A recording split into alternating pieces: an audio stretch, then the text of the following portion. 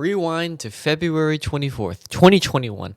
I buy an Oculus Quest 2. I guess it's a Meta Quest now, but whatever. Anyways, I'm introduced to the world of VR, and it's amazing. I'm having a blast playing Beat Saber, Pavlov, Onward, and I even dabbled in a little bit of VR chat, and then nothing. Absolutely nothing. Except for some occasional Beat Saber songs. I wouldn't touch my headset for 9 months. Fast forward to a few weeks ago, and I see that Zenith, The Last City, is released. Sure, I haven't really heard anything about it. Oh, it's a VR MMO? Okay. It's pretty cool, pretty cool. Only $28? I guess I'll give it a try. I guess. Where has all my time gone? Zenith, The Last City is a good game and has many things that other VR games should take inspiration from. And I don't mean make more VR MMOs, alright? That's not what I'm saying. I mean the way the game makes you feel like a community with a common interest, the game itself. Something I feel is missing from a lot of other VR games out there. There just isn't anything to strive for. Pavlov has made some efforts to address this with the new push update, adding objective-style gameplay into the otherwise arcadey shooter, which it excels at, by the way. Beep, beep. Beep, beep, beep, beep. I don't know what to do. Keep doing flashbang. But I find myself wanting more. I might be alone in this, but VR up until recently has only ever been a short-term hobby. And I don't mean the hobby itself is short-lived per se. I mean the amount of time you wear the headset is a relatively short amount of time compared to a more traditional 2D game anybody could play for hours on end. Cut to me playing the entire Halo trilogy in one night. For instance, I think a lot of virtual reality games feel arcadey because the idea of being cooped up in a headset just isn't that appealing to a lot of people with motion sickness and all that. But with big releases like Half-Life Alyx being a full narrative-driven story, and smaller games like Pavlov introducing a game mode with a longer playtime, being in a VR headset for longer is starting to become the norm, and is expected if you wanted to play these longer games, of course. This leaves a middle ground of VR games. There's big story-driven experiences and more bite-sized games to play like Pavlov or Beat Saber. There was no game that kept me coming back to my VR headset. That's where Zenith, The Last City comes in. It's an in-between, a story experience versus an arcadey one, in the form of an MMO, but in VR. I know Orbis VR is a thing, but I also know it didn't quite live up to its name of a good VR MMORPG. So that left a hole in the market, a hole that Zenith took advantage of. Wait a minute!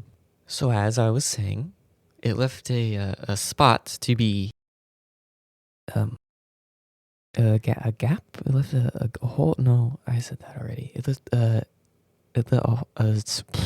and then Zenith happened.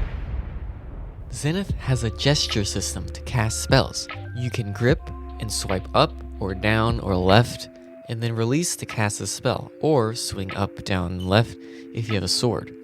This can't be the only game that have this type of system, but man, oh man, does it feel way better than just clicking a button, or in a typical MMO, you just be tapping numbers.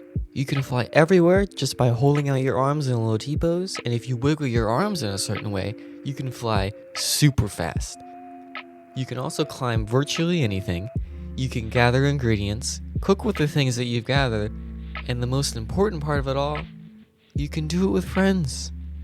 Zenith is a game I would have never thought I would have enjoyed in the first place. It looked grindy, the world seemed small, and the idea of playing an MMO alone was daunting and discouraging to say the least. But the grind is bearable, way better than Elite Dangerous, which coincidentally I've also sunk countless hours in. Okay. Actually, real quick, they just added a quest giver, like a bunch of new quest givers that gives you a whole bunch more side quests, and they just like updated that today. I didn't even know. I hopped on to get some footage of Shin and some more enemies and flying and stuff, and they added people who give side quests, so it's like the grind just got a little bit less grindy. You have more ways to do it, right? You don't have to grind events all the time anymore. You have way more side quests and a little bit more quest givers too. It also looks like they added a bunch new tutorial looking things. Those give you short little tidbits on how to play the game, which they didn't have before too. They also just added those. Very nice. The world is also way bigger than it looks at first glance, especially when flying through or walking through yourself. And to top it all off, I actually did make some new friends, which I know, sounds pretty pathetic, but hey, this is big for me, alright? Let me have this. Let me have this small victory. You make me want to bang my head against the table. My favorite Korean cat. I gotta say though, that the grind does get a bit monotonous towards the level 30 mark on the way to level 40, the current max in Zenith. But it is bearable, it truly is, especially when you have friends to play with. And that really goes for any other game. On that topic, I have met many lovely people with my time playing Zenith, the last city, because while we might still be behind screens strapped to our faces, the social interactions in a VR game are much more intimate than any standard 2D game, while keeping that level of safety that comes from being behind a screen. This makes for some hilarious, some wholesome, and also some very weird and strange interactions, which I'm sure you've seen numerous strange clips just from VR chat. Just the other day, as of recording this, it was probably a couple days ago, I was flying around in a lower level area. I had to get some fruit or something. I can't really remember what I was doing. And as I was flying, I noticed a guy that had low health being attacked by multiple enemies. So I stopped by, help him out, give him some heals because I'm a healer. And then right before I take off again, we make eye contact and he gives me a thumbs up and he waves.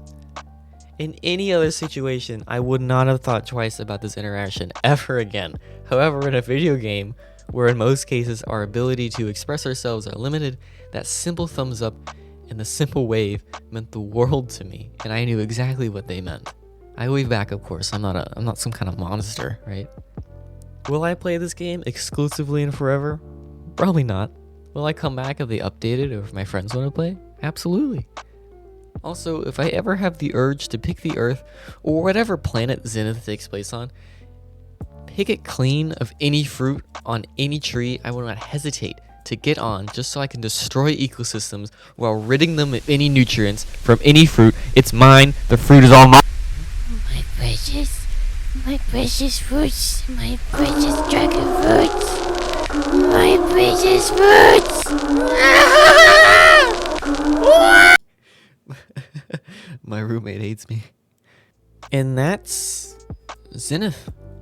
RamenVR, the people behind Zenith, the last city, are making a big promise to the players to keep and maintain Zenith as you would any other MMO, through content updates and a bit of transparency.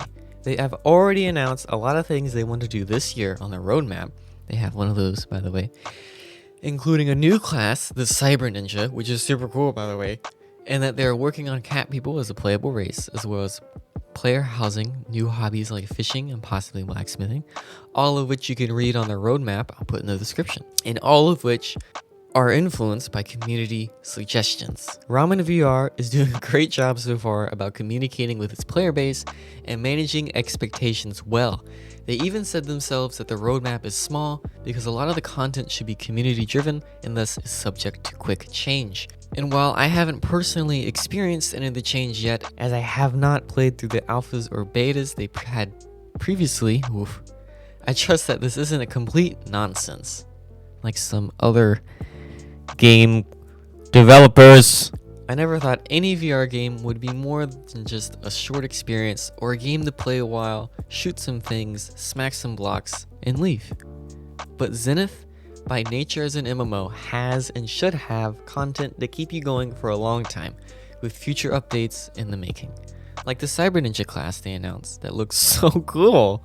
Anyways, I know that Zenith is not the first VR MMO available, but it's the first one that I feel has truly broken the ice and has the potential to be something great yet.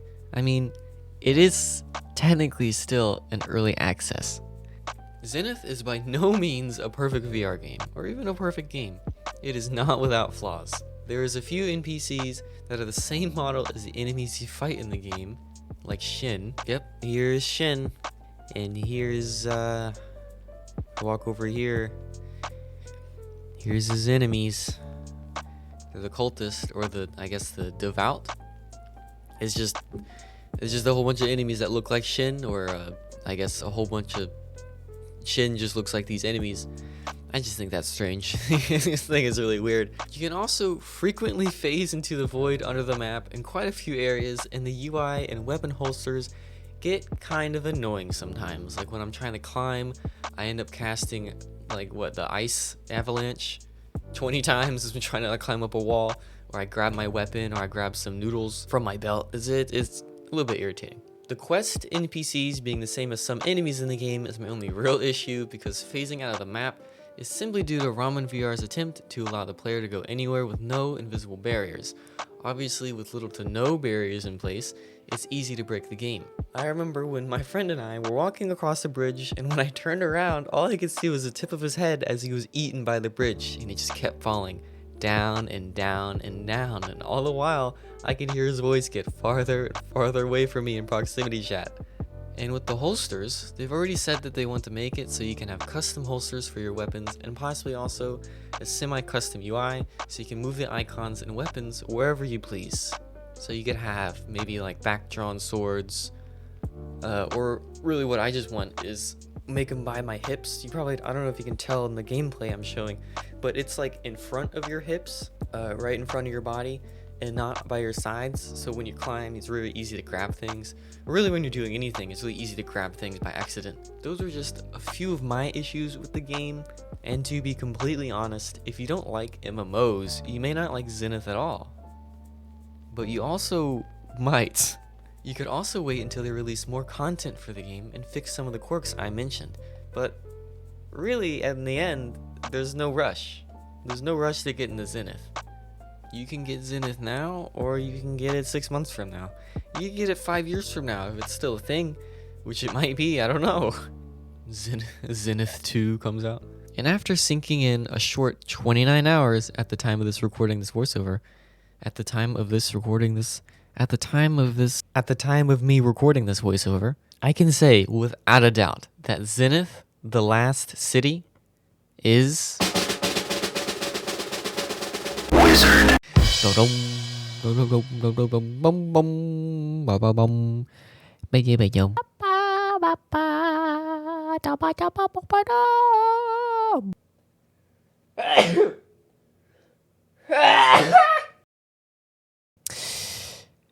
Bless me.